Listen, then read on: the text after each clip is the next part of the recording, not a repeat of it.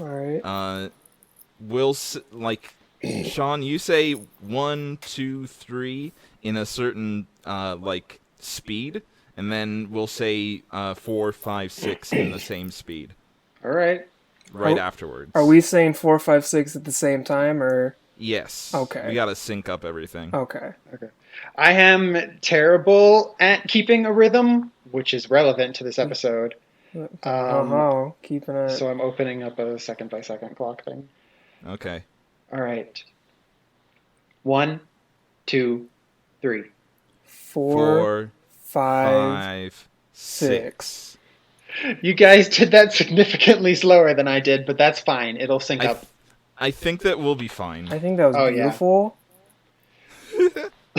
And you should It not was good criticize enough. us. It was good enough for jazz. We're incredibly professional here at the Gashacast. No, we Oh my aren't. God. We're fucking. We don't know what we're doing ever. We know. Listen, we know about gashas and casts. Yeah, exactly. So, I guess the episode started now, by the way. Hi. Casts are medical. Hey! Welcome to the Gashacast. We talk about every episode of X8, or we're going to. In fact, today we're talking about episode 6, A Hollow Beating in the Heart. Yeah. that happened. Say your name, Sean. I was just about to. Good. Well, you already said my name. It's Sean. That's it. Forget it. Hi, I'm Rad. Who the fuck is this third person in the call? Who are you? I am Rob. I am the Rob. special news member. Yes, I'm real excited. We have a bona fide thief here on the podcast. We're not going to get into that. Yeah, we are. No. What is this drama? Is the drama cast starting already? No. Yeah. You brought this on yourself, motherfucker. You said let's start a drama cast, and now I'm starting the drama cast. That was calling behind the thief. scenes. I think you're revealing a little too much. No. You stole a bike. Okay. Real quick, I was with some friends who took a bike off the rack that had been there for like 3 months. Motherfucker, you explained this on your podcast. Well, then you're accusing me. Listen to your podcast. You're accusing me on your podcast and then not giving me a chance to defend myself. We're not talking about this anymore. I didn't steal fucking bike. I didn't touch it at all. That's the truth. Okay, were you there? I don't think so. All right. Okay. Setting the record straight. You see, you needed that podcast in order to get to your new job, and now you have like a young rapscallion hanging out with you, and you're gonna go like all throughout the city and learn a lesson about life. Yeah. I don't know where you're going with this bit. What? The Bicycle Thief is a classic movie. Get out of here. I've heard of it. Is it? Because I've never heard of it. Well, never mind. Let's move on. So X8, remember? That exists. Yeah. X8 happened. That's a thing. After a week off, which was disgusting. Oh, jeez. I shouldn't have to wait. Sports happened in Japan, and they just don't like kids shows when sports happens. I shouldn't have to wait for Taddle Quest. Yeah, I don't get it. I don't get why those two things aren't allowed to overlap. Probably just because of time slot issues. Like, why would you put important sport events at like 8 a.m. in the morning? That's probably not so much what happens as much as everything else except for the kids stuff gets pushed back to make room for the sports stuff. Unless I'm wrong. I don't fucking know how Japanese TV works. By the way, I don't like it. I don't like it. When does X8 actually air? It's like on 8. Saturdays. Yeah. At 8. I feel like the day and time has changed like 5 times in the last year. Actually, no. I think that the time has been about the same every time. I've been, It might be 7. if I can. It's, it's 7, but now it's going to be technically 8 because of the time thing. If you watch the raw versions of it live on whatever way that you can do that, like I do, You fucking nerd. Yeah. It'll be on at 8 now instead of 7, which it was before. Because calling someone a nerd on a podcast about Kamen Rider is a valid insult. Yeah, I felt really insulted by you, fucking geek. Yeah, so here's another. Here's another fucking fantastic moment of professionalism. We've already fucking forgot a segment. Yeah, we didn't actually forget a segment. We just haven't done news yet. No. The segment I'm talking about is that, Rob, you're new on the show. Tell us how you got into this dang fandom. Yeah, that is important. I think my story is similar-ish to Mage's, if listeners have listened to those ones. Because I started with Power Rangers as a small child. I saw like a Mighty Morphin VHS in a Borders and was like, oh, this is cool. Then I watched every season as I grew up. And then like I'd watch like some Sentai here and there. I saw like random episodes of Go Onger on YouTube when I was like 12. I was like, okay, this is Japanese Power Rangers, neat. Mm-hmm. And then I watched like I watched like 2 episodes. And then I came on a Tumblr, and then the scans for Tokyuger came out, and I was like, "Oh, these look like crap. Like, what are these suits?" How wrong you were. I love those suits now, but Tokyuger is so good. To be fair, best Sentai. To be fair, these were like really early scans, so they looked like especially shitty. Mm-hmm. Like it was like a picture. It wasn't like an actual scan-lated type thing. Easily the most tragic thing about this whole medium is that like good or bad costumes do not match up with the writing. I'm really forgiving with like suits. Like there's not a lot of suits because they usually just grow on me if I don't like them. So even the gorilla. I love Zhuo Gorilla. Zhuo Gorilla is probably the best suit in Zyuohger. That is outside amazing. of the whale. Outside of the whale form, that's the best one. Yeah, you cannot talk shit about Zhuo Gorilla. But anyway, yeah, I saw the scans for Tokyo. I was like, oh, this is shit. And then the trailer came out, and I was like, oh, they're cute. Maybe I should watch Sentai. Because I was kind of like not... Because I think Megaforce was coming out at the time, and that wasn't very good, so I wasn't like really energized about Power Rangers at the moment. So I watched the first episode and I was like, fuck, this is my life now. And then I watched Go Busters and all that. And then during Gaim, to get specific into Kamen Rider, I didn't watch Gaim. I watched Gaim like way later. But it's a good thing that you didn't watch it at the time. Yeah, this was like in the middle of Gaim. But because I had heard like mixed things about it, so I was like, I'll wait till it's over. Check it out. How are you eating popcorn and talking at the same time? Does it sound like I'm eating popcorn? I'm definitely getting popcorn noises. I'm sorry. It's just like the static from the call. Don't worry about that. Oh, is it? Yeah. I've been interpreting that as like popcorn noises this whole time. I'm a crazy person. It's like we're actually doing the Gsahacast. Where we were literally talking about that. Now it's happening. Rob has 2 mouths confirmed. Yeah. Let's not go there. Anyways, so during Gaim, I heard mixed things about that, but Kamen Rider still looked cool. So I watched Forze, and that first episode of Forze blew me away. So I watched that, was obsessed, and I loved it. And then I watched Wizard right after that, obsessed, loved it. And then I don't remember what I watched after that. But now I've seen every Heisei series except Hibiki, and I've also seen Amazon, and I'm working through Kamen Rider X as it gets subbed. So I have fallen into the pit. Like hard fallen into the pit. Yeah, all because of Tokyuger. It took me a lot longer than that to get that far. And honestly, you've probably seen more than I have. Probably. To be fair, though, there was like a section of my life 2 years ago when I was getting into it where like I just had nothing to do, so I had way more time. So I could finish like a show every 2 weeks. All right. and I can't do that now. So that's why it took me 9 months to finish Ultraman Gaia recently. Could have had a baby in that time.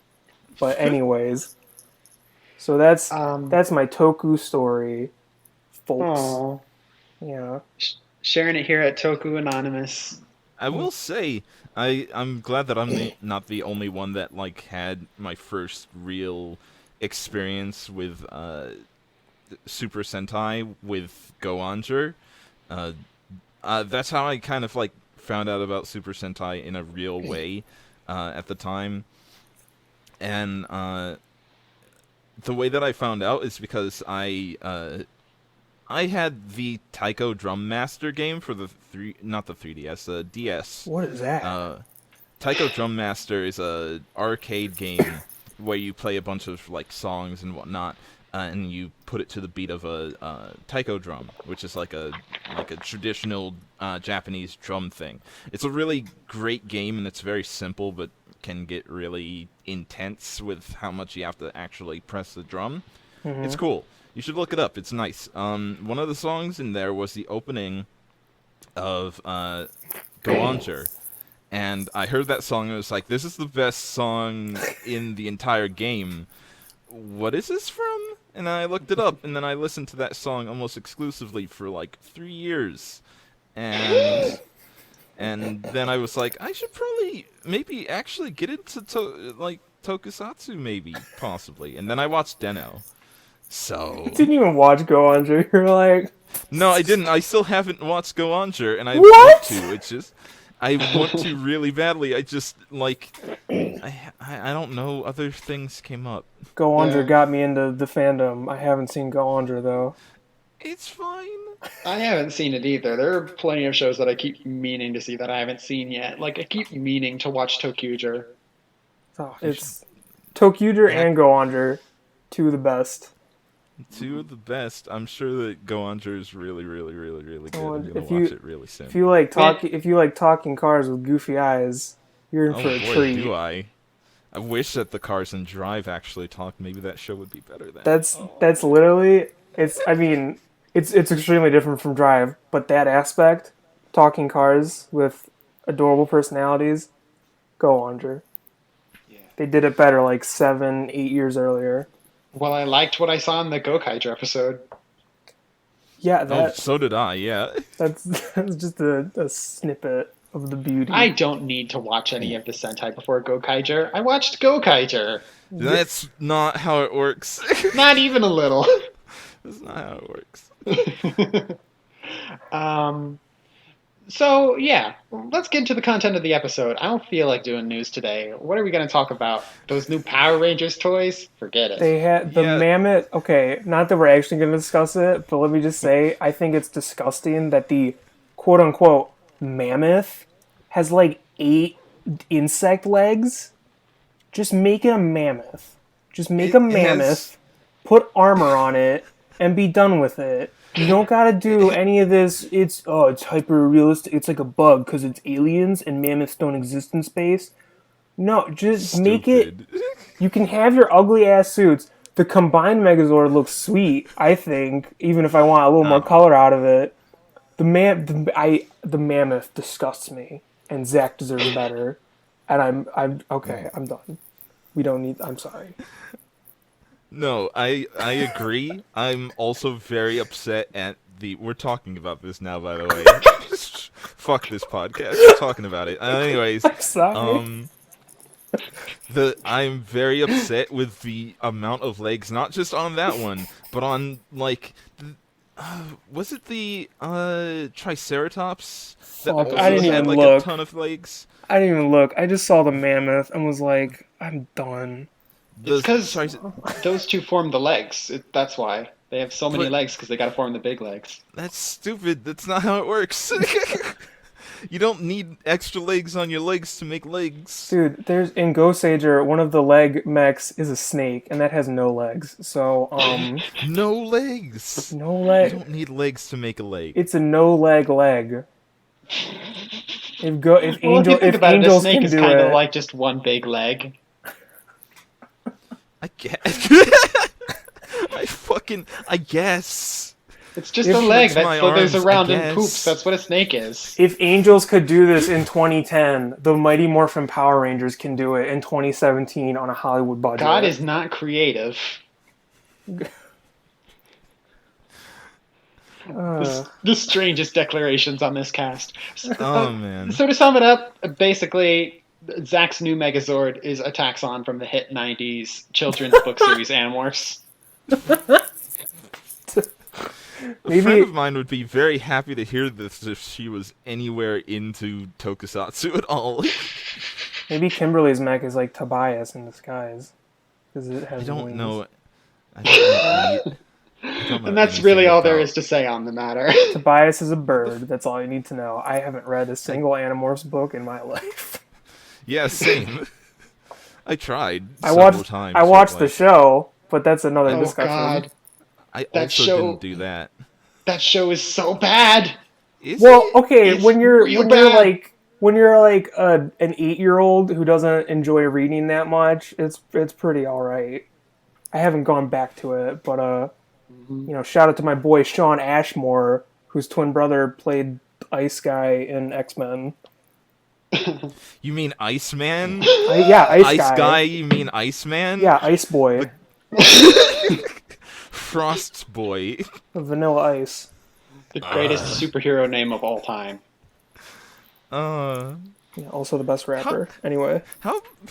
That How boy- about that Xaid? How are we? What? What are we doing? Let's tattle this quest. I was literally thinking I'm gonna make a Taddle Quest joke, and then you stole it. That's the. It's fine. It's fine. It's your podcast. You're allowed. I'm not gonna, I already steal all of our other content from other podcasts. Yeah. Yeah. Oh my God! What happened? You guys just accepted that. Yeah. Well, we. I thought you were literally attacked by a spider or something. Yeah. It's fucking screaming again all the time. I can't help it. He gets very excited. Excuse him. It's okay. I get But excited. we too. literally, like this episode, we literally stole Rob from his podcast to this one. Oh, which so- I should say real quick because she'll yell at me if I don't plug it. It is it is the super really good podcast.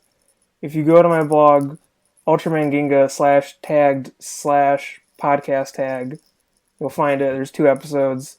We just talk about random stuff, including Toku, but also we're going to do the 3rd episode soon where we talk about the first 2 episodes of Murder, She Wrote. Oh boy. So, if you're into that, it was on my Netflix for some reason, said I'd be interested, so we watched it. So, if you're interested in that, check it out. It's terrible. It is pretty incredible. I love it. Oh, jeez. Jessica Fletcher's my hero. Anyways, but she's not an X-Aid. So, I forgot to plug it in the beginning. Oh God. We've been Dude, going she's for like- nearly 20 minutes now and have not talked about X8 even a little bit. Okay, I love Hero. There, we're talking about X-Aid. Take it away, one of you. So this episode is all about Hero and his quest to find rhythm in his funky soul, because he's just he's been pretty bummed for the past 5 years. Ever since he was just like a really shitty boyfriend and his girlfriend died. So that's a lesson to you all out there. If you're a shitty person, the bad stuff will happen. Yeah, Kamen Rider Brave gets his groove back. he's been depressed for 5 years and has eaten nothing but like cake and sweets, and yet he's still he's not unhealthy. There's no change in his body. No, it's fine. How does he do it? Works Dermatologists out hate real, him. real good. My favorite piece of trivia is that his actor does not care for sweets. Yeah, it's like Sella in Zyuohger. Her actor's like not knowing how to swim. What? And what his name was, the banana guy from Gaim. Doesn't like bananas. He literally hates bananas. Mr. Toei just likes to find people and punish them for personal little squabbles. He's like Silent Hill, but a person and really petty. Oh yeah, Ank's actor is super afraid of water, so they had a bunch of fights in the water with Ankh. And Yeah, of course. Because Why is Mr. Toei like this? Mr. Toei is an He's evil here to bastard who feels Yeah, nothing. he's like the devil. He like ropes you into like an evil contract. He ropes all of these young actors into evil contracts with promises of a career taking off. Okay, maybe that was a little dark. It was a little dark. At least Ank's doing good. Oh yeah, they're having Yeah. fun. Anyways, this episode was interesting in a lot of different ways, I think. Mostly because, like, sure, we got some of the not great stuff when it comes to, like, a female character, again, getting fridged. We talked about that 2 weeks ago. And that's no good. All of us are very upset about that. Yeah. But it did. XA continues. Actually, it continues to do the thing that it does, which we wish it didn't. But it showed a interesting side to Hiro in that he seems to really not like himself that much. Oh yeah. Of all things, considering like he's so seemingly arrogant, self-hatred is not something that I would have expected out of him. Yeah, it makes him like a lot more, to me, it makes him a lot more interesting and also tolerable when he's doing obnoxious stuff. Like being the standard rival rider, even though he's not like trying to kill Emu. Because he doesn't he's not like one of those, he's not like the type of character to be like, oh, I'm perfect and I'm gonna fuck with the hero just because I feel like it and meh meh meh. Kyria, cough cough. But We'll see next episode. yeah. We'll see. Hopefully, he also gets justified in his whole troubles, and I don't know if we're ever gonna get like actual justification for Taiga, because I feel like he's going to stay a jackass for a while. Oh no, we definitely are, because he's putting out those feelers that he's got that emotional drama last episode and this episode. Yeah. I'm fine with Taiga like being a dickhead because I feel like it's going somewhere. I'm worried next episode is going to be like, oh, here's another sad backstory from some sad bike man. Psych. No, I'm not. I'm stealing your gashat. All of I'm, these hot bad boys are actually hot sad boys. That's Yeah. kind of what Kamen Rider is. It's hot Gotta bad appeal boys to being those hot house sad moms. boys. Gotta appeal to those house moms. all the Gotta do way it. back to 1971. Keshi Hongo, number 1, hot. Number 2, sad. Those are his two. That's the core concept here. Hot sad It is. boys. Sexy as hell, got nice eyebrows, but he can't hug people because he's a cyborg. You know crazy. what? That fucks me up inside because it's true. It's true. He never hugs people. He cuddles puppies at one point. I know that. I'm sure he's given a rider, like a mook, a fucking bear hug to crush him in half or something. That's not the same as holding a loved one close. That super doesn't count. That does the opposite of any sort of emotional catharsis. I love the Shocker mooks. Does Hongo ever So- think about the people that the Shocker Mooks used to be before they were brainwashed? No. No, what? He He's got just enough breaks their spines problems. and moves on. He's got enough problems as is. He does not need to be thinking about the moral repercussions of like exploding a shocker mook. God, I need to watch that new movie. It's the best Kamen Rider movie. But That's what I hear from everyone. yeah, but Exit. Yeah, Exit. the off-topic episode. We're going to trail off topic all the time because that's what happens around Because here. this is and- the I Think Dogs Should Vote cast. Oh my god. And yeah. You know what was fucking fantastic in this episode? Tell me. What? The dance scene. You guys couldn't guess that? Oh my god, you have no idea how excited I was. First, when, like, having Emu dance in his little baby level 1 chibi gremlin form, It's adorable. it made me so happy. And then you have Hiro, like a fucking idiot, just standing there. He Just doesn't even standing, try. He looking He doesn't doesn't even even fuck up. try. like He he didn't. can't. He's so high and mighty. He's acting like I know everything. There's nothing I can't cut except a Yeah. move. So he's just standing there, not thinking about any repercussions because he can't game. He doesn't know how to game.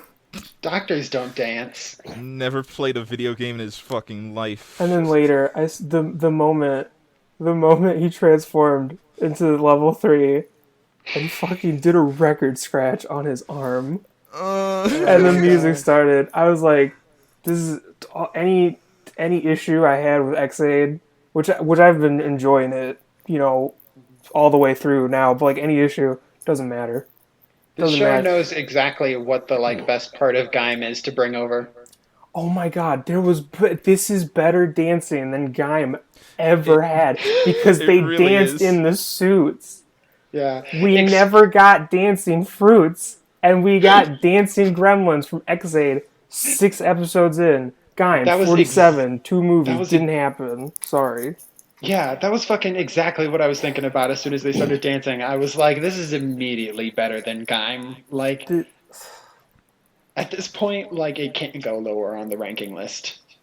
There's no possible way. I mean, it's like The it's promise it's has been using fulfilled.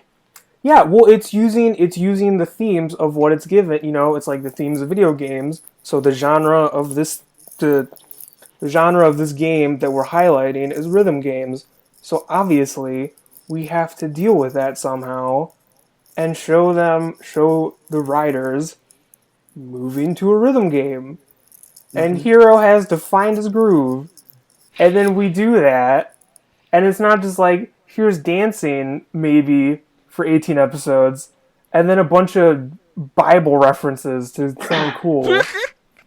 Yeah, don't worry about Oh that. man. So Hiro is super sad and upset at himself about his girlfriend, and then he fucking got no rhythm. But then Emu is like, okay, but maybe she did care about you though, and now he can dance. That's the best way to put it. Fuck. I hated myself because I thought my girlfriend hated me. Then a boy who never even knew her told me that she probably thought I was cool. And now I still hate myself, but I can dance because my dead GF probably liked me. That's an even better way of putting it. That's God, how this that's this how episode is dancing really works. stupid. This episode's fucking stupid, and I love it. It's Like- it's so. Sorry, go on. What did you guys think about fucking him getting his rhythm? The thing is that he literally did not get his rhythm. He just applied something that he already knew to a different circumstance, and was just like, oh, I guess this will work, and it did. He got lucky because he knows other skills than dancing. Yeah, He but literally didn't even dance. He just kind of like pumped his chest a whole lot. well, it was dance. I mean, it was kind of dancing. He spun a little bit in the special dancey room. He danced like that fucking guy in the hoodie with the V for Vendetta mask on in that one GIF. You know the one. It's his first day on the dance floor. All right, Red, no cut one him is some going to slack. know what you're talking about. Literally everyone is going to know what I'm talking I about. don't know. Shut up. I have no idea. Everyone But- else that knows things will know what I'm talking about, Rob. Also, Okay, Also, can I say that like obviously in this episode, but just like overall in the show, the music is sick. oh, Like, absolutely. Yeah, I was actually when I was watching the episode, I was for some reason, probably just because it was a music-based thing, I was paying a whole lot more attention to the music, and yeah, it's really, really, really good this season. Like you Oh, had so like you good. had like the rhythm game version of the theme song, which is really catchy, but then during the dance fight, he does like the dance move and then does like the finisher, but then like Graphite's not done yet, so like the theme song music stops and then a new background music starts, and the background music is like just as good, and it's like I feel like this show is gonna have like a really good soundtrack by the end of it. and I'm excited Absolutely. because like Ghosts was amazing, and I was like, oh my god, how can they top this? And even if it doesn't like top it, it sounds like at least now it's gonna be like on par, which I'm excited Absolutely. for. I've just been loving the soundtrack so far. Like in every episode, there's been a moment that like the soundtrack just really pops. Yeah. I still feel at this point that like of all of the character themes that we've gotten so far, that Genham's is still the best theme in the entire show. Oh, that's Because it's hot. Yeah. because it's It spooky. it's spooky, but it's also really like cool and punchy. Uh, the whole build up to it, to like the main hit of the song is really cool. And though it doesn't totally fit him, it goes really well for an action scene. I think it fits. I mean, like when I think they first played it in the Ghost Xade episode, and that was like one of the highlights for me when that came out because like you see Genmu, Genom, whatever, and he's just standing there in the forest like stealing the Shakariki Sports Gashat, and like the theme starts playing, and he just like looks at the camera or something, and I was like, this is amazing. Yeah. The first time they actually played that song was on the last episode of the second to last episode of Ghost, when he showed up and Oh beat all yeah, those for two mooks. seconds for no reason. Yeah. Yeah, but like that was the first hit of music that we saw from X8, and it was really good. So Yeah. it Don't left a good don't even impression. try to fit those cameos into the X8 timeline. Yeah, it's not gonna happen. It Yeah. also doesn't make a whole ton of sense. Yeah, Ghost tried with the Isaac Newton icon, and then it was like, this doesn't add up. I Yeah, I am still trying to wrap my head around the last episode of Ghost. It apparently they're gonna deal with it in a stage show and not the Heisei Generations movie, which is kind of frustrating. But I have yeah. I have never been more upset to be a Western fan than I am right now. I They really like usually some. release the final stage shows on DVD, and we usually get them not subbed, but we get them raw. Yeah, like Maybe some. they'll. Yeah, like some. I'm sure, like because it's plot relevant, at least, like it'll be on some kind of like official release, and maybe somebody will sub it. But like, I don't know a lot of subbers at least who really like Ghost, because got kind of a Eh, negative reception over here for some reason. for Uh, some reason. for some So reason. might just have to watch it raw. But I can deal with that. I can probably ascertain enough plot from it to sort of understand. yeah, it's like an epilogue thing. But anyway, yeah, X8 music, uh, really Fucking good. fantastic. Really excited. I'm looking through my notes. Okay, I have a question for you guys. Cause, and this might be me missing something. I've seen the episode twice, and then I rewatched the opening where they talked about it before this. Cause Emu is talking about how last episode the Gekitotsu robots, Bugster was like attacking somebody, Oh, and then this episode they're like going to do like Yeah, he's trying to find the person for like he's post following up op on that care. lead. Yeah. see, I kind of had the exact same like problem with this episode. I was actually hoping that either one of you would bring this up because Don't have the Well, they balls to like do it yourself. they don't like I don't even think they find the person. They just like run across this girl talking to her boyfriend who's like not No, involved with no. it. no, No, no, explicitly her boyfriend is the guy who was being attacked last episode, but Okay. he was such just like a throwaway extra that it's hard to like put the pieces together in your head. But like well, what I don't get is that like then who was infected with the Gekitotsu robots?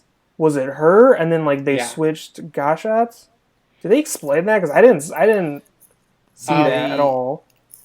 When Graphite shows up, he just like for some reason lays out the exposition. Yeah, I infected her with both games. Oh, okay. I must have missed it then because I was really confused. Because like Yeah, they he bring just it up and then it feels like at least it's just like yeah they leave it. he just pulls up his like infection toy weapon thing, and it's got on the screen both robots and the rhythm game, and he's just like, Oh, yeah, I infected her with both. You gonna fucking deal with it or not? okay. All right. He's just being a So dick. Yeah, okay. it sort of got explained, but it didn't get explained very well. At least in that, like, it didn't explain what that does to somebody when they are infected twice. Yeah, Yeah, And it was easy enough for me to miss it on like two viewings. absolutely. And it doesn't really explain why the hell the Gashats are sticking out of these guys. I think it's because like, Graphite straight up used the Gashats as a base for the infection. That's why, instead of a more, like, designed kind of suit for the monster, it is a sort of generic palette monster that has a bunch of shit coming off of it. Yeah, they just put like a If new shoulder pads on it. I feel like that is what happens when somebody is infected by a straight up gashat rather than a like, virus. Mhm. Yeah. Um, there is like some uh, elements of it that all kind of go together. Like the enemies, they both kind of look the same because they both came from the same host and they both give like sort of similar powers. Like both games send Mm-hmm. out like a little robot buddy that bores the Kamen Rider. Yeah, I adore those. They're my friends. He just killed all of those bugsters. Yeah. Yeah. I love the mooks this season and what they're doing with them and like changing their outfits depending on the location and stage. Yeah, And that's one of my favorite things as well and about the mooks this season is just like, it we've had creative mooks before. They kind of remind me in a way of the crows from Tokyo. oh, the Um best. because the Nothing. crows also had that going for them a lot of the time. It's where they would dress up as certain things to try and infiltrate situations or anything along those lines. Yeah. And uh, But I I think this is just going to love be it. like the most frequent one of that because Mhm. they're doing it like between every stage and this episode was just like they're just wearing normal clothes. Like Well, it's just they're like like they got jeans and jackets on. It's like and the They were fucked up trying to be head. b-boys. they reminded me of in Deno, I was all just about to the say. yeah, just the street dancers. These are street dancer mooks, which is it's kind of surprising that they get obliterated then because they got no rhythm. They were caught off guard. Have you seen them dancing? They dance like fucking idiots. I mean, technically they're still better than Hero, but they can't dance for anything. Single cell organisms don't understand rhythm. He did his best, okay? The Mooks, they got no excuse. So, did you like or dislike the CPR thing? I thought it was a creative and sort of funny way of going about it, despite how I would have rathered him just being able to dance for reals, like. Um, You'd rather but Emu gave him the DDR tutorial? yeah, actually, I probably would have been, like, pretty happy about that if at some point in the middle of the episode, or if this was a two-part episode or something, Emu had to teach him how to dance. And I God, mean, we might get like I could see Poppy doing that. To like, no, this is my favorite game. You need to get it yeah. right I mean, that because makes more sense. the better you dance. I mean, Poppy and Emu could do it. Like, I Yeah, want I really want them to be like the rider trio of this season. mm, Like, because Hero's already kind of chilling out because yeah, he's still not nice, but he's not trying to like he's not like I'm gonna fight you specifically and beat you up and take yeah. your gash shots. I appreciate that in all of the fights they never fight each other. They always fight together, even though they don't like each other. Um, Yeah. But now I'm just thinking about that one episode of Evangelion. Just replace the Eva pilots with Poppy, Emu, and Hero. I, I would have loved that if they needed to work together to get synchronized. Gotta teach him how to do Stupid. rhythm. I desperately want that. So did you Hero's dad shows up in like the flashback and the like to tell Emu about Hero's backstory, but he Hmm. doesn't have any kind of interaction like modern interaction with Hero. And I thought that was Yeah. a little weird Yeah, instead of because fucking talking to his son, he's just talking to like this new guy. yeah, well it's like it's always I mean, it's not like it doesn't like actually like it's not like a huge issue for me, but it's always kind of weird when like one character is telling another character somebody else's backstory, and it's like it Hmm. might not be cool with you telling that. Like it's I mean, like this kid's been working here for like a couple weeks, and you're telling him like oh my son's girlfriend died, and that's why he's a grumpy Gus, and he I felt like I think like part of the, it's like one of the things about Xaid that is kind of an issue. Like it's not a deal breaker. It's not horrible at this point, but I feel like there's so many things going on Oh yeah. because they've just given they've given and this is like a first time writer writing tokusatsu on like this kind of really fast Episodic paced schedule. schedule. Like Yeah. he I think he wrote the like the Drive DVD special where Kiriko like transformed for 2 seconds and then it broke. I can't blame him for that because I'm guessing that was just like a producer or head writer thing, and then he just had to write it. I, Um, I but that was believe that like this guy has mostly just done like hyper battle videos and stuff before. I think the Drive one was his only one, and Oh. then like he did. I watched a few episodes of the Lupin the Third anime that he did to like get a gauge of how he writes before X8 came out, and I enjoyed those. But I feel like in recent years they're giving these writers seasons with like a ton of toys to sell and like a lot of riders, and like they're giving it to first time writers, and I feel like it would be smarter to like reverse it where it's like if you had a show like Drive, which it has a lot of toy cars, but like there's only like a small amount of forms because it's just like the tires, and those are easy to sell because that's just like a Small quick amount of change. Yeah, garbage forms. I love Just I do love the Drive forms, just not but fun to like I feel like if you gave Drive to a first time writer, they would be able to sell the toys more easily, and then like get like have a better time getting into the flow of the schedule of like writing a weekly tokusatsu show and like fitting everything in together.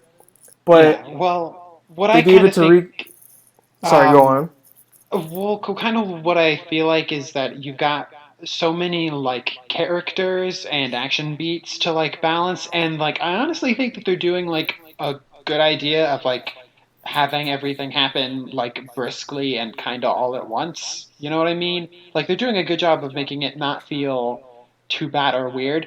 But what I'm definitely missing is that uh, uh, every like not in danger like conversation. Yeah, you know what? They don't have those. That they never just have time where they're just like chilling and having like a conversation or something. They're Yeah, just always on the job. we have the rest of the series to expand upon Hero's relationship with his dad and stuff. But it just feels like it's weird to have this be his first big episode after the debut, and like he doesn't, it's so tied in with his character, and he has like zero interaction with his dad because, Mhm. and I can't really blame the writer because it's like, he's got to set up the victim of the week, he's got to set up the monster of the week, has to have Graphite and Genmu show up, has to explain where Kiria is, like they got, and the upgrade stuff with Hero, like they have to do so much in 20 minutes, and like they have to. I'm sure it'll chill out after the initial wave of toys is done, and everyone gets their like initial upgrades. Mm-hmm. But I just I feel like I don't know how another writer would handle this. I just feel like it's Right. weird that Toei is giving these why would you give and this isn't me commenting on like the quality of either series. But like why would you give shows like Gaim and Ghost and Ex-Aid to first time writers? Because there's like so many toys and even without all the toys to sell, just like writing a Toku show on this type of schedule is like really hardcore. Like I think the Forze writer had to like lean on Riku Sanjo in the middle to be like, I can't keep up with this pace. You got to write some of these for me. Mm. And Yeah, that's why that this yeah, that's why the secondary in Forze wrote like the final form episode, which doesn't usually happen. yeah. I mean, I don't remember like a single time that's happened. Almost always the main writer does that episode because it's so important. Um, I think it happened in Ghost too, because the main writer in Ghost disappeared for like 10 episodes to work on the movie.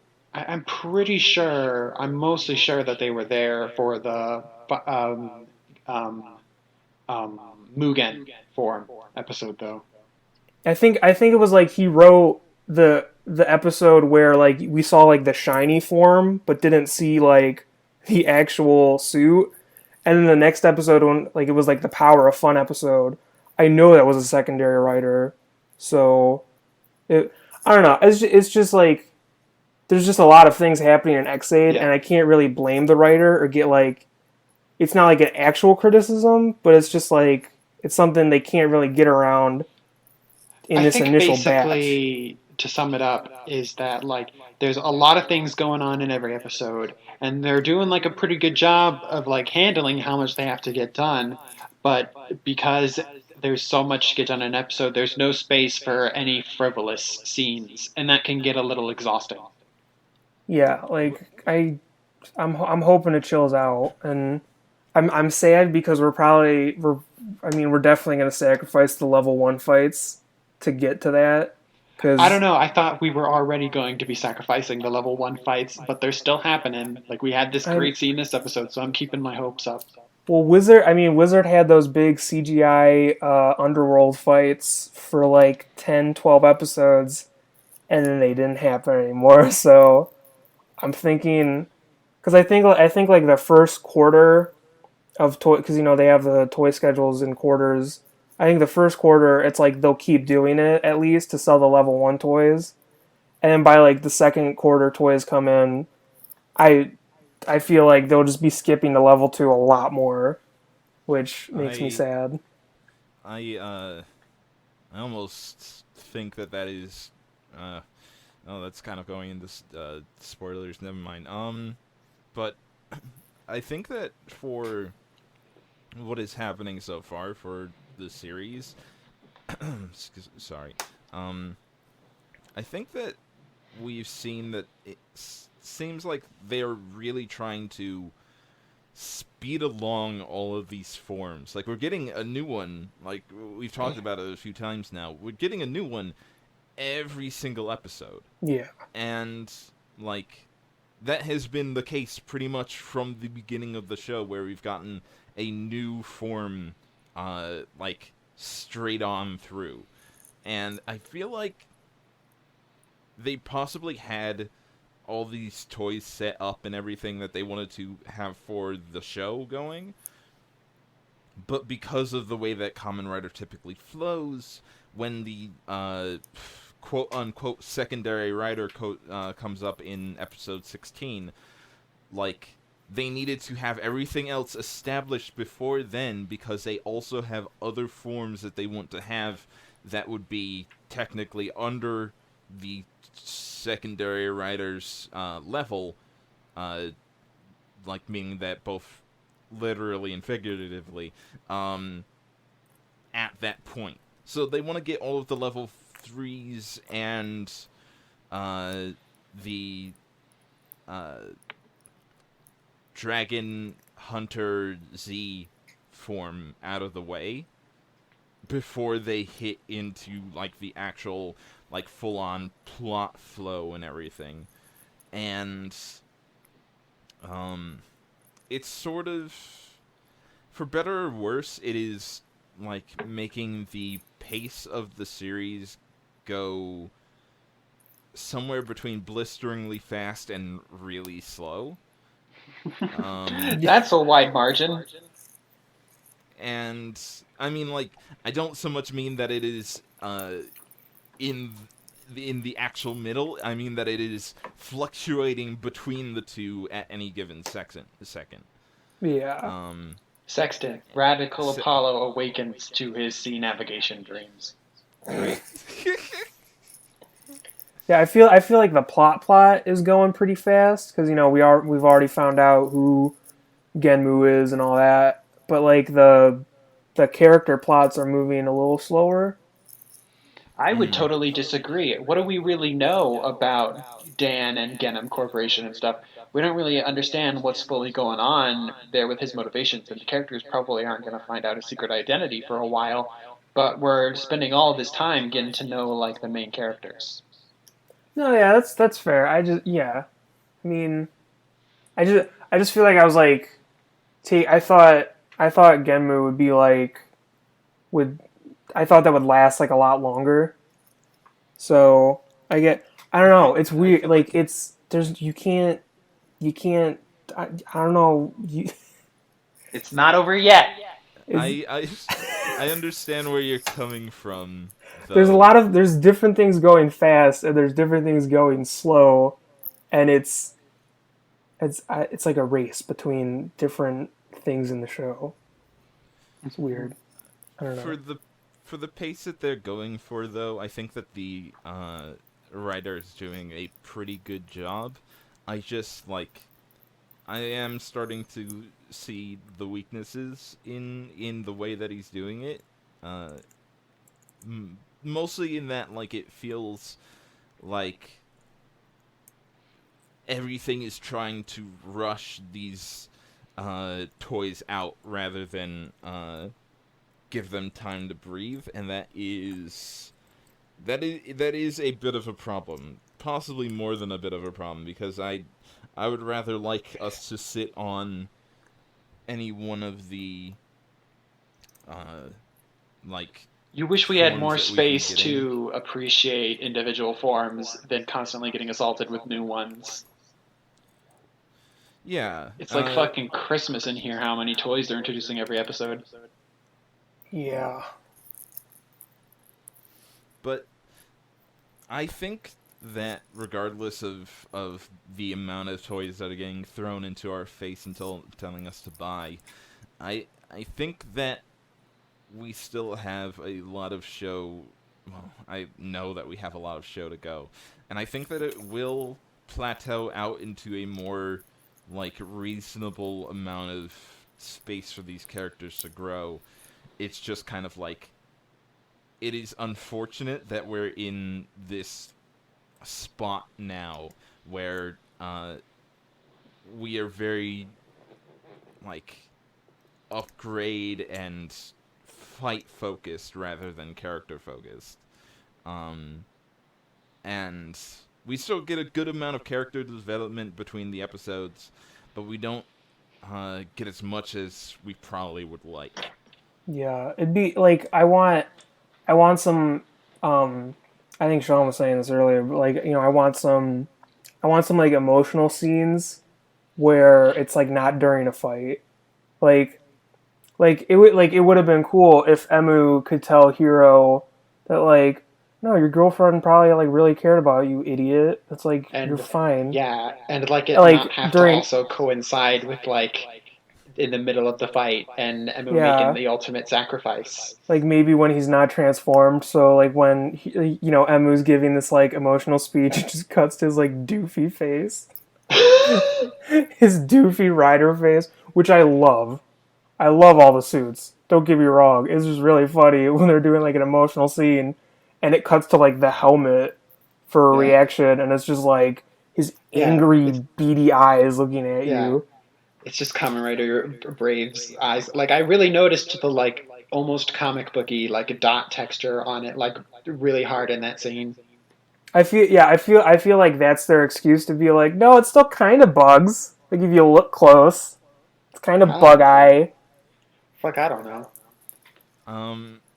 Speaking of helmets and whatnot, I just want to talk about the funniest part of this episode, which was fucking uh, fucking Emu throwing himself headfirst into the monster of the week while in the gremlin form.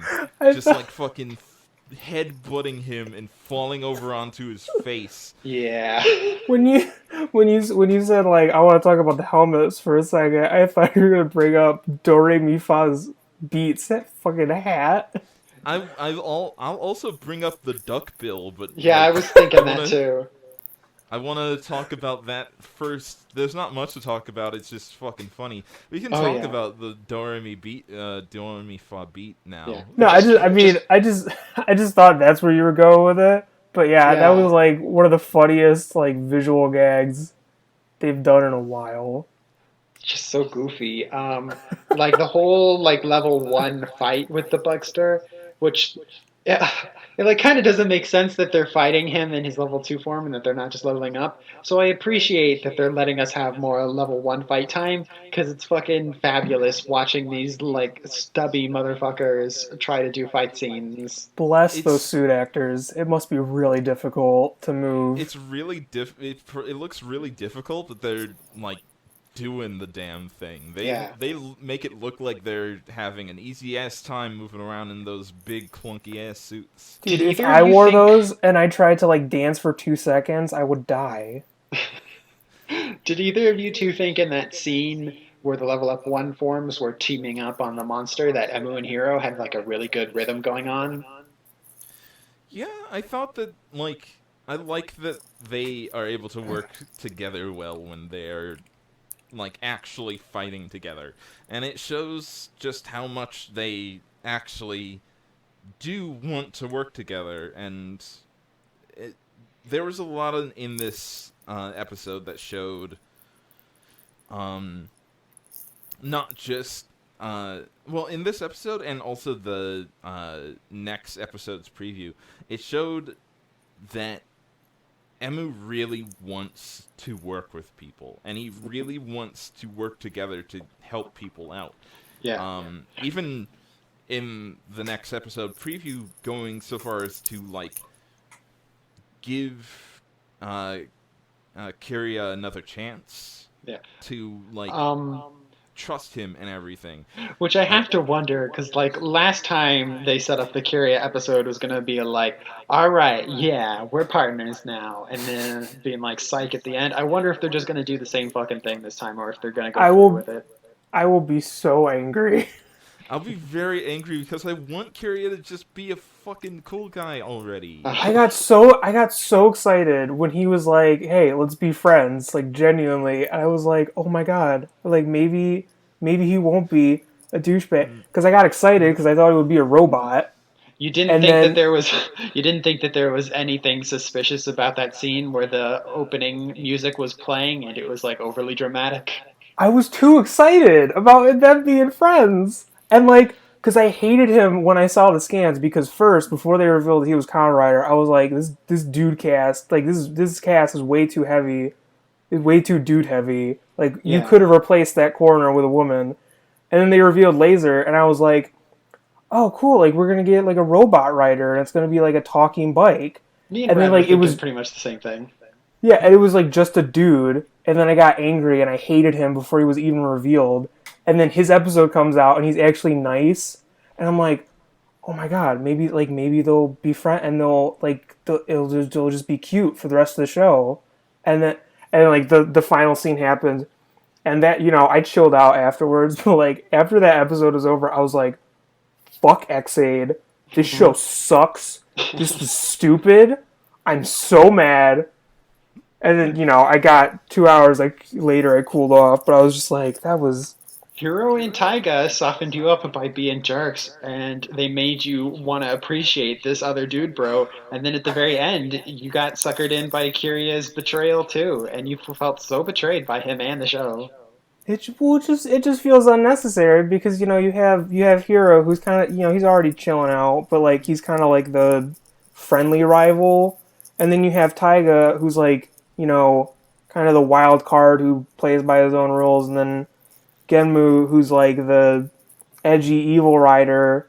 So you already have like basically three people to get into Emu's way depending on the situation. So they introduced this fifth guy technically, Mm-hmm. and I was like, well, okay, they have so many other riders that are like not like technically quote unquote bad guys, so they'll probably want to have like one that's at least chill, and then he wasn't. Like I feel like they could have at least like made like instead of making him just like a straight up dick who lies all the time, they could have had him and Emu like actually be kind of chill with each other, but then they just have like betrayed me. But then they could have just had like Kiria be like, "No, I want to do this like my way," and then Emu's like, "But that doesn't work with me," and then they could have like conflict through that instead of just being like, "I like lying to people."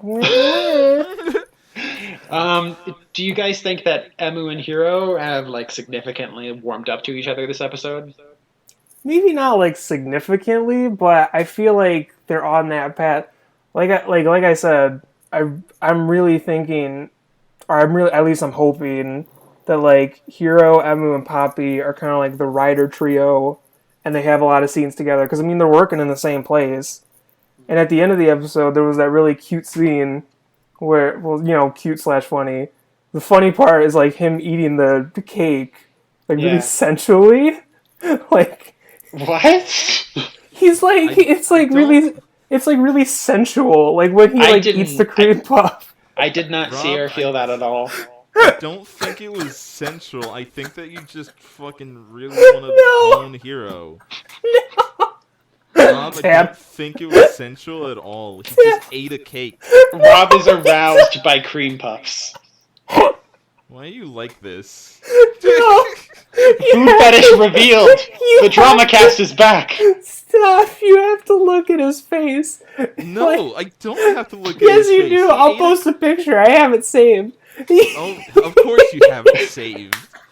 Because it's funny. He has this face. It's like, oh my god, this cake is the best thing. This cream puff is the best thing I've ever eaten in my life. Oh my god. And then Emu and Poppy in the background are like, that part's genuinely great. How did he cut this? How did this happen? And they're just freaking out, and I'm like, yes, I want more of this. I'm looking at the wavelengths on Audacity. It's just me screaming. Don't worry about it. Listen, oh god. Listen, it's not me being like, oh yeah, eat the cream puff. I'm just saying, okay.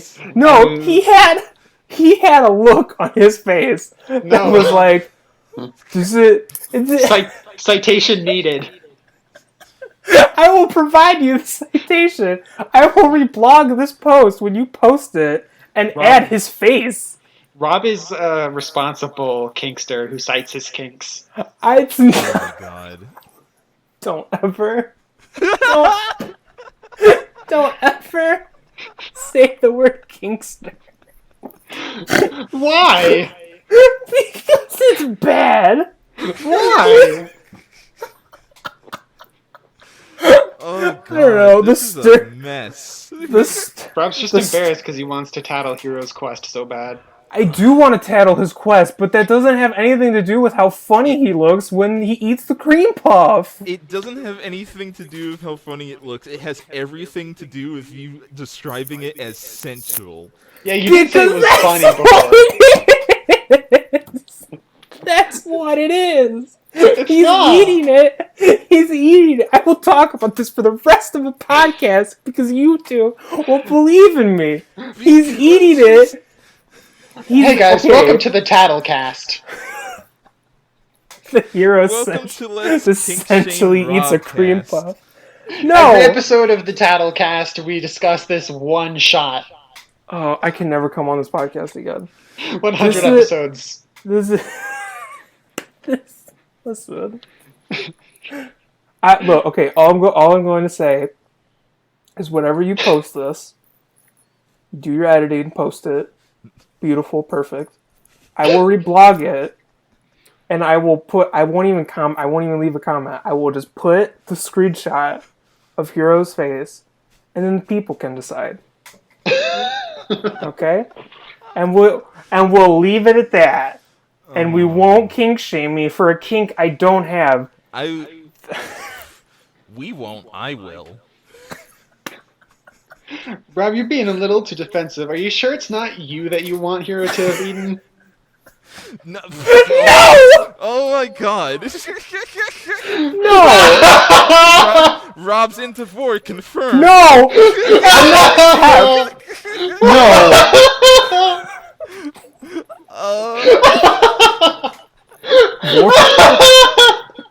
Listen. Stop. This is really close, okay? I'm getting closer to the mic. I'm sorry. Vor is disgusting. Okay? That is me being 100% serious. Vor is nasty. If you're into it, fine. If you're into it, fine. No judgment. I don't want to make any listener feel bad. This is not a tech-friendly podcast. I am not saying I want to be eaten by Hiro Kagami. That is ridiculous. I am saying that he had I will post a picture. That's it. Look, we believe you. You don't want to be eaten by Hiro. I don't. Who would? That's weird. He would cut you first, and you would die. There are people who are into that. I'm sure there are people that are into that. Well, you wouldn't have any pleasure because you'd just be dead. Now I just need to dig into Pixiv and find that Hiro Guro fan art. Yeah. I wish you didn't bring that up. Well, don't worry, it won't be in the podcast notes. It'll just be here. I want paste it into the video editing and just. No. I want sexy Pixiv fan art of the time when in Power Rangers Turbo the Power Rangers got cooked into a giant pizza, and then TJ was like, I don't want to think about this or talk about this anymore. And then TJ in the world. This is genuinely upsetting. And then TJ, the best Red Ranger of all time, went up to the pizza monster and was like, "We're here to toss your salad."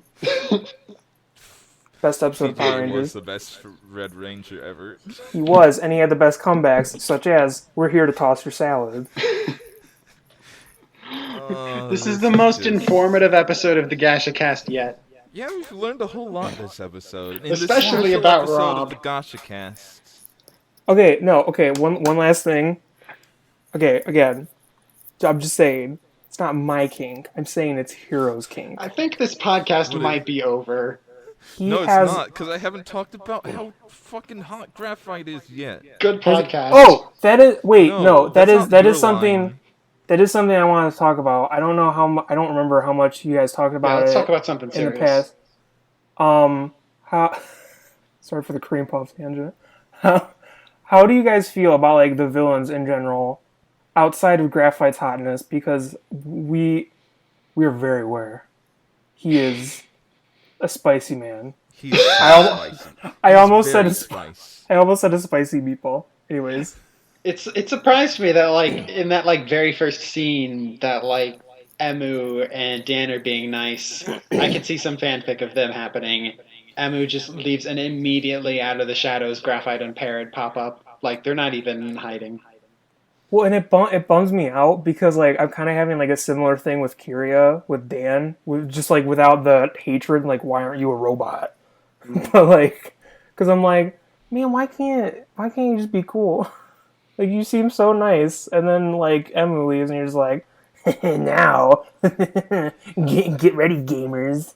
Rubbing his little hands together. Prepare for Rob's fanfic where Dan kidnaps Kyria and replaces him with a robot. Yeah, I'll write that. I will write that. It's a cool lady robot. The fucking fic wars begin now. Yeah. Anyways. I think that my opinion on the villain so far is good. The main villains that we have so far are Dan, Graphite, Pallid, or Parrot, or however you want to pronounce his name. Um, and I guess sort of Taiga, sort of, kind of. Taiga's more of like a anti-hero, but he's more on the fuck shit up for no reason guy. Yeah, Yeah. he's not like in the villain faction. He's not in the villain faction, but so he's... let's just focus on our villain trio. Yeah, our villain trio, I think, is very good. We're starting to get a bit more of their reasoning behind things, but it's coming out in such a slow burn that it's hard to really say what would be the best way to describe them. One thing is that like Graphite is so insistent on how they're going to take over the world. Of course. Classic meme. No. Oh shit. Oh god damn it. I actually fucking did that on accident that time. I want you to add in fucking... No, we're not doing this now. Raul Julia, please. Maybe we'll do that. We'll find out. The listeners are finding out right now. Be creative and find a clip of him as Gomez Adams saying, of course, instead of as M. Bison. That would be a really hard and tedious thing to do. I am sure he said, of course, in one of the Addams Family movies. It just means that you have to watch the two Addams Family movies, which isn't tedious. That's not tedious. That's a great time. Anyways, back to the. I don't know that stuff. I don't know things. Also, I'm a fucking busy man. I have so much incest anime to watch. What? What? I am just joking. What, mate? I'm just joking. What? Anyways. You're kink shaming me 20 minutes ago. That really came out of nowhere. Sorry, I'm sidetracking us with random bullshit. Forget this shitty humor. What I was gonna say this whole time is that we'll speed up the podcast Graphite, so you can get back to Kiss X Kiss or Kiss X Sis or whatever. Honestly, I don't even know what those fucking anime are. Because I spent a lot of time on 4chan when I was young. Anyways, Reddit. Anyways, this is going places. So Graphite is so insistent that they just have those like basic like take over the world, the cliche like villain motivations, and the other two are being so devious that like I believe that they probably have like a totally different like ulterior motive than just wanting to like take over the world. I mean, it could really go either way, but like I'm thinking and hoping that there's like something more going on there. I'm still disappointed / hoping for the idea that like Parrot is controlling the Bugsters, even though that's absolutely not what's really going on. Yeah, he is not Kai 2.0. Graphite. I love Graphite because he has a great monster form, which I would Taddle. And a spicy human form as well. Yeah, he's like, oh my god, he's amazing. Like he doesn't have much of a personality yet, but I mean, he's like if a more devious side of fucking why can't I remember his name? The rival guy from Gokaiger. Bosco? Bosco. Bosco. You were so into how sexy Bosco was for so long that I'm shocked that you forgot his name. I'm kind of getting like Phoenix vibes from him, like from Wizard. Yeah, actually, but I feel that as well. Phoenix is a good like comparison for him. Yeah. Yeah, like I'm tentative on Dan. Like I don't have like an actual hatred for him. I'm just like, some of the like when he was like, I'm just afraid of my own genius. I was like, all right, sit down, buddy. That was fun, though. I like that all three of them seem to have like a different cliche for villains going on with them. In that Dan seems to be the skulky kind of like evil genius, knows every move 12 steps ahead kind of villain. Would you say the Oja? Oja's not like that at all. Well, he's he's nasty. I think Dan's nasty. Dan doesn't eat mud, though. Well, we don't know that yet. He could. If anything, Graphite is the Oja. The Oja of Exade. Okay, well, all right. We don't need to define class systems. Honestly, none of them are the Oja. This doesn't make I'm any sense and is honestly a genuinely pretty stupid metaphor. I'm glad that nobody is the Oja of X8 yet. No one's the Oja of anything. Oja is Oja. That's it. You're Period. Stop. you're passionate. All right, I have to get this out. I hate Pallid.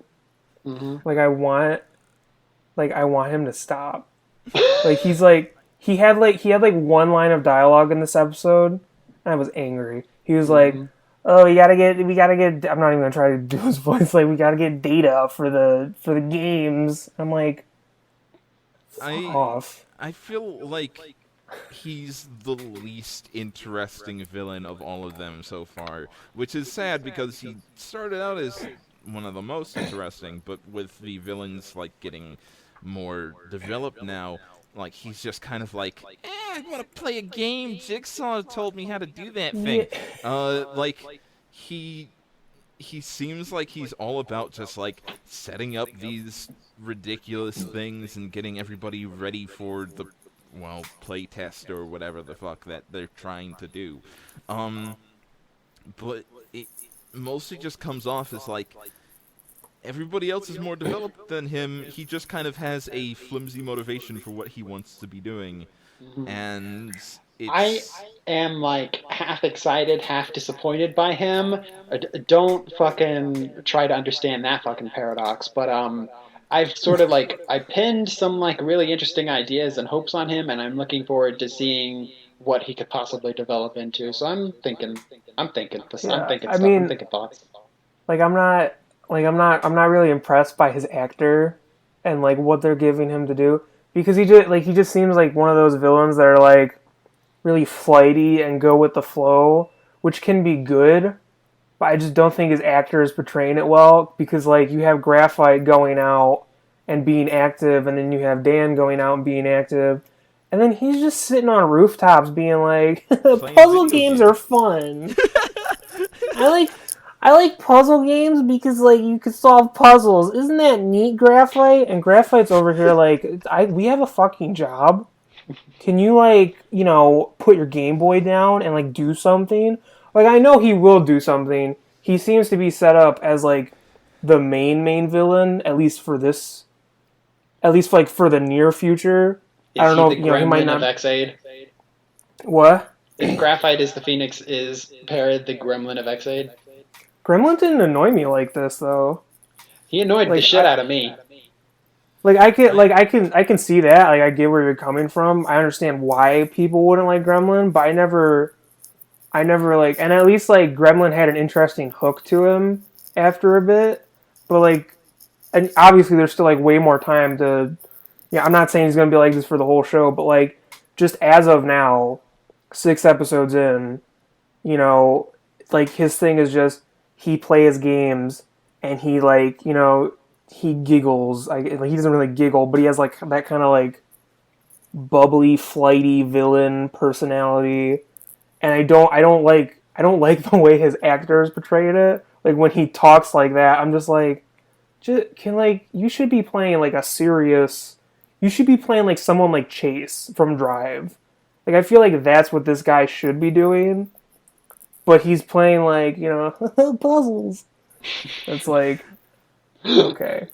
I I don't know. feel It's not doing it for me. But like he's not. There's time for him to You don't like like his hammy way of grow. acting everything out? Also, yeah. Also, I fucking hate his pants. Like, put oh, him. Mage is gonna be really upset. Too bad. Too The bad. 'Cause this fashion is how I. police. These are my feelings. Because his pants are terrible. Like I cannot. Like I get. Like I get that you have to have like unique iconography for your villains. Oz did that. Even Graphite, has his little like he has a weird outfit, but it works on him because I think you could Graphite's put. outfit is like a mix between Onks and Edgy's.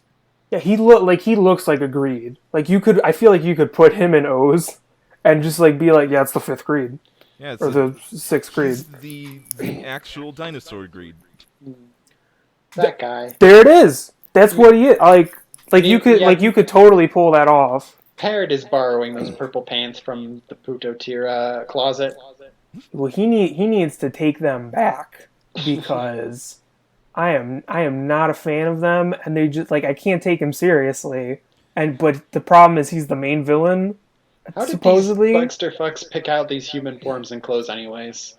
I Yeah, think like that I actually don't know. that's a good question because I thought for a little while that maybe they would like take the form of whatever human they possessed, but with this Yeah, but that's episode, been done yeah, it has, to but I just kind death. of figured they would go back to that kind of thing because it is such a standard thing to have. And in this episode, it was like smashed to pieces because Graphite is, uh, well, Hero's girlfriend. Well, he's not. He's not. He's not, but he kind of is. He just came out of her body, Yeah, I guess. which It's is a like fucked up way of putting it. I saw some discussion on Tumblr about like how the Bucksters might be connected to the people they've overtaken, and like I'm wondering, if he has some of her memories Well, or he says that.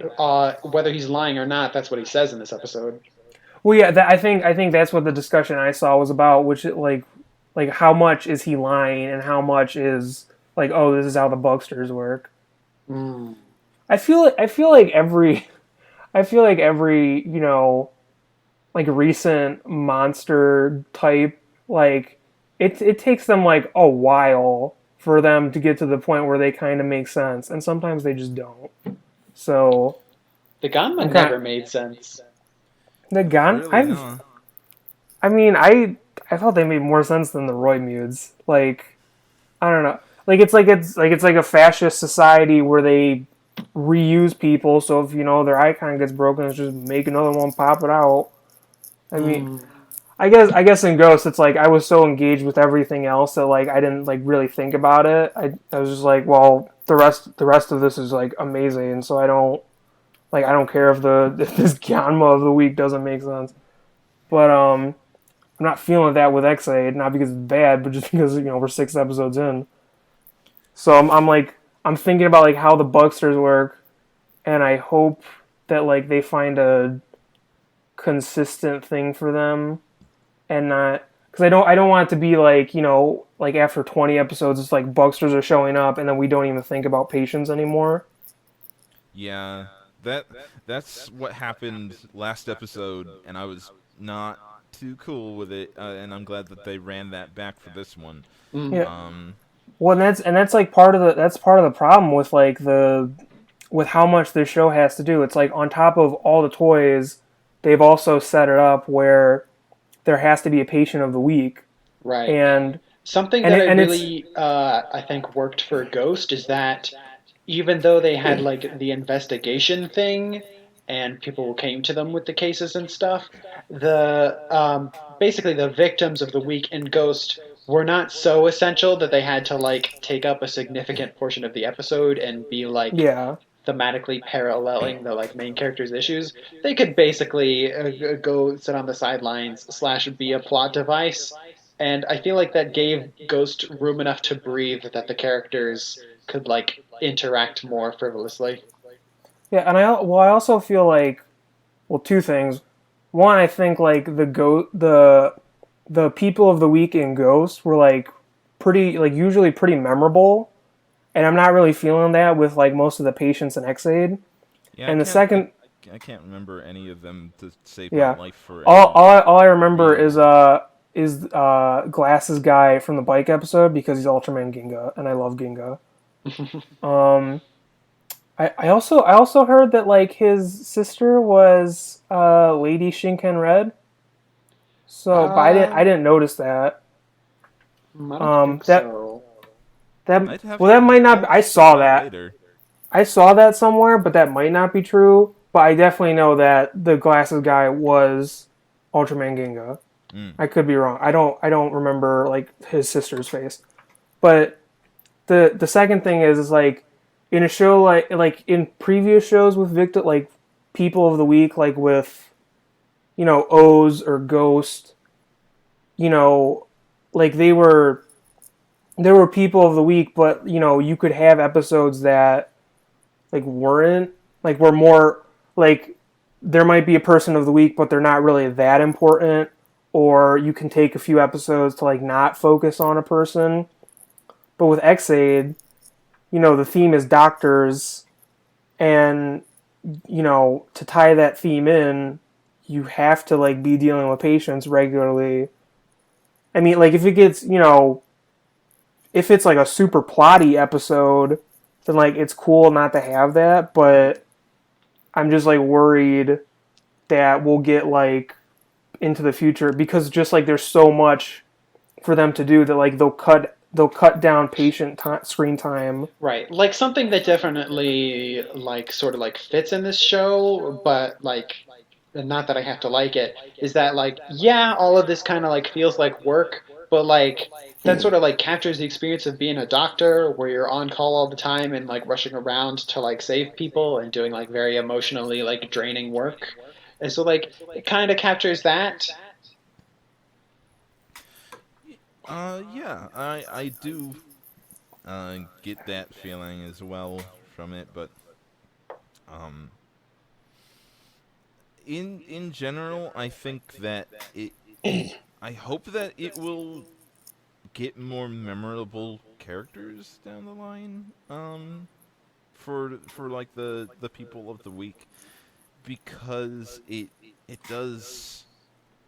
is suffering from that, in that it it's not making the people that they have to save all that memorable, and also it's putting it into a space where, because of that, it is making just cutting them out entirely more of a enticing thing to have, because it just like it's good to have what they're going for right now, but Hmm. if they left it out, it didn't. It wouldn't feel like we would get a lot of like emotional bits of the episode really taken from it, I Hmm. guess.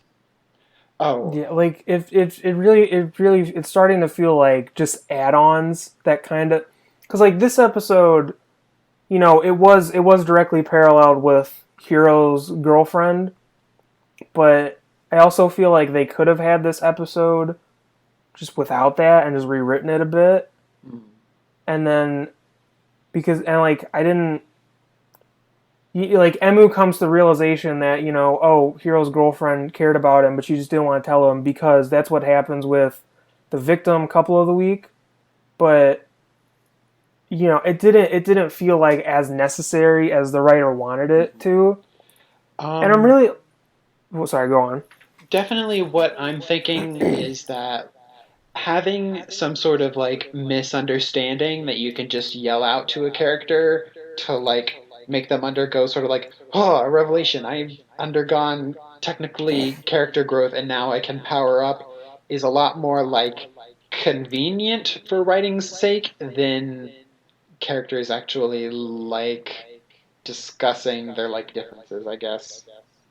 Yeah, like I really need some scene. That's what I would have wanted out of like a scene with Hiro and his dad. Yeah.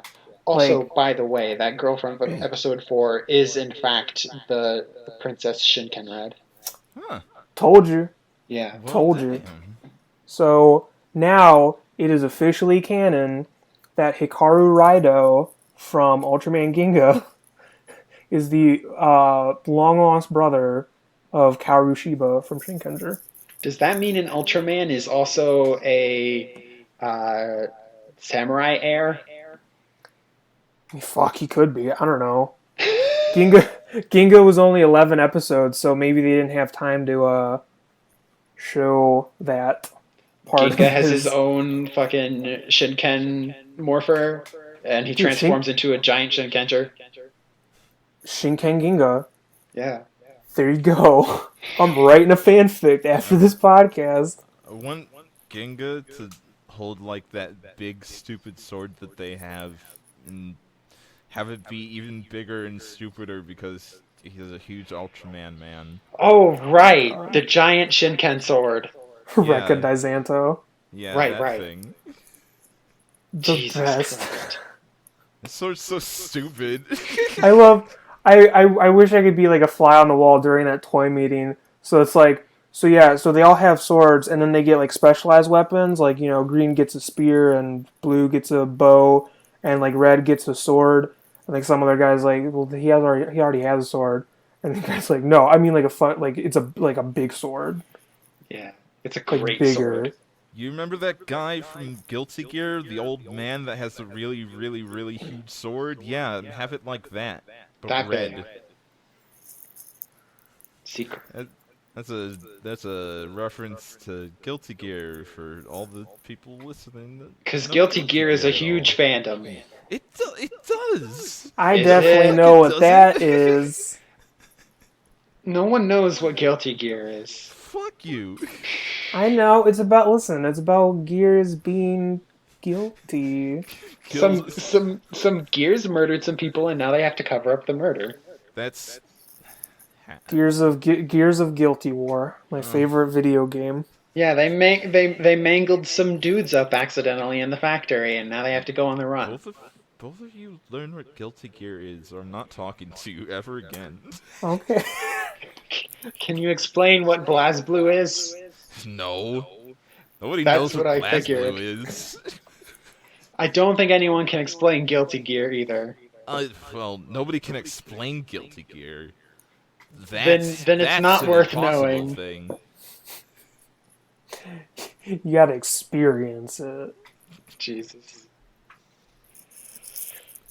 Guilty Gear is a fucking magical, miraculous experience. Yo, let's start a Guilty Gear podcast. Fucking I'd do it. fantastic. I The do guilt- it to try and the- explain the plot of Guilty Gear, and it will take us more than 100 episodes to get Oh, to God. the first bit Guiltcast. of the history. And we'll never look anything up or meet you halfway or play the games. We'll just listen to you talk every episode. Yeah. The Guiltcast. Oh man. It's coming.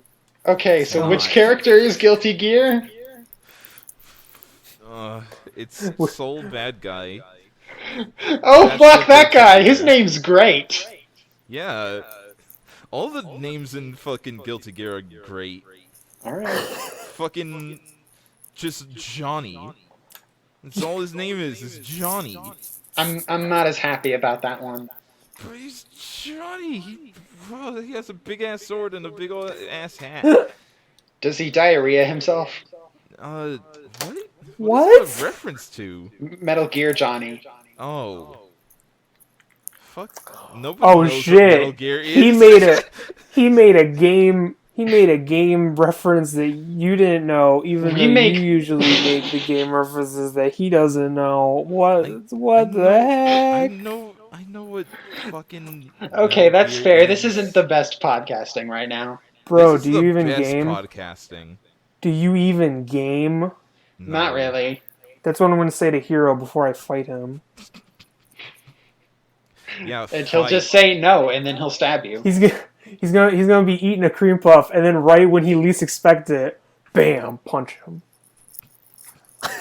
Are you sure you're not gonna be too focused on that cream puff going into his mouth and everything? I'll take a picture first, and then I'll punch him. Rob gets distracted and trips over the cream puff, and then Hiro accidentally cuts Rob into 4 equal pieces. You really think I would go all the way to Japan and then get distracted by one single cream puff? Oh, you would.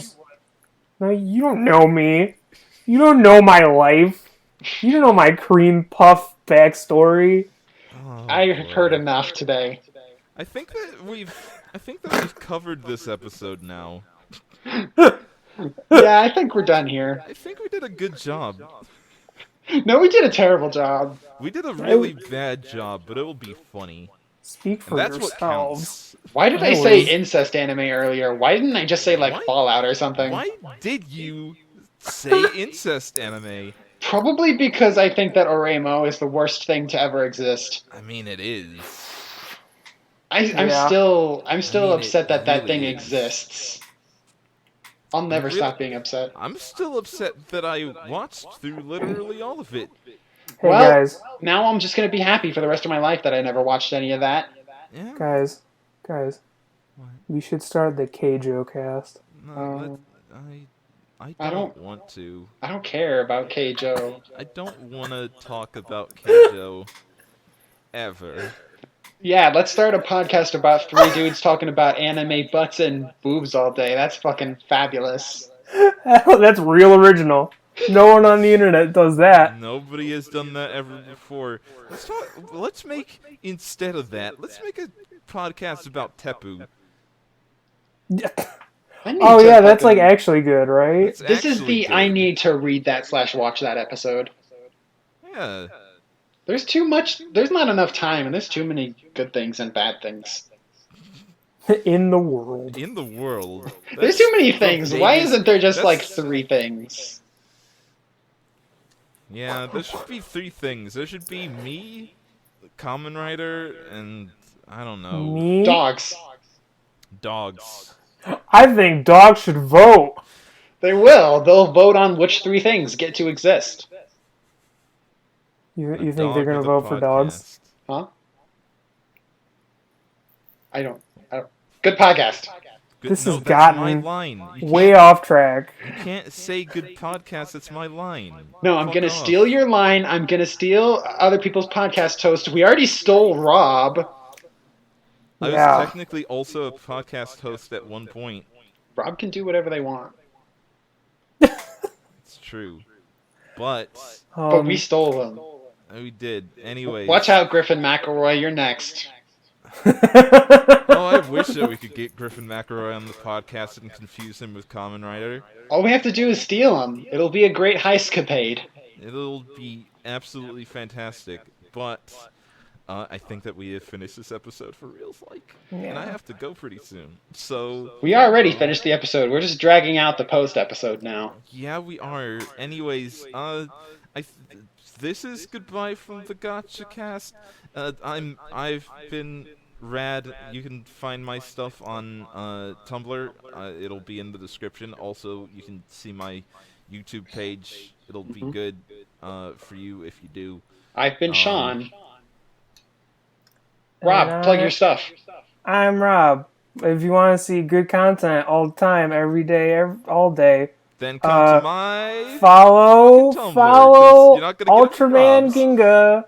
ultramanginga.tumblr.com. And if you want to check out my podcast, which has 2 fucking super long episodes, check out my podcast, literally podcast tag on my blog. It is good. Yeah. First episode is like close to 3 hours, and then the second one is actually 3 hours. So buckle up. Yeah, we got ahead of ourselves. Anyways, thank you for having me on this lovely podcast. And do you just want to be back on for the Hero episodes? I might. I don't know. I'll come whenever you guys want me. I might want to come back next episode to see how Kyria might turn out. I don't know. Get back to us after that episode comes out and you watch us, and let us know if you can do the episode or if you're in too much of a blind rage. I will let you know, but I do love Hiiro. All right, because and this is the part where our talking slowly fades out, and I replaces with music or something. You've never done that before, I think. I'm pretty sure you've never done that. Anyways. I'm going to force people to listen to the Kabuto soundtrack. The whole thing. The whole thing is going to be attached to the end of this episode now. That soundtrack's bad. What soundtrack? The Kabuto one. What's bad about the Kabuto one? It's fucking janky as hell. I mean, most of it is, the insert songs are good, but go and listen to the OST of Kabuto, and you'll find all of the music in that fucking show is janky and horrible. Maybe it's janky and horrible. It's mostly janky and horrible. Some of it, at least the titles are pretty good. I mean, yeah. I don't know. All of Kabuto is kind of perfect, so most of it is perfect. Kabuto is not perfect. Kabuto is my second favorite Rider show, so it's definitely fun. It's fun. It's really good. I love it a lot. But the OST. The OST is really, really weird in a not great kind of way. I mean, that's just like your opinion, man. The fuck? Go play some bowling. This has been a podcast. Goodbye, everybody. All right. Great episode. Good episode. Good No. podcast. Feel good about that. Why are you saying no? Don't act like this wasn't great. Gashacast.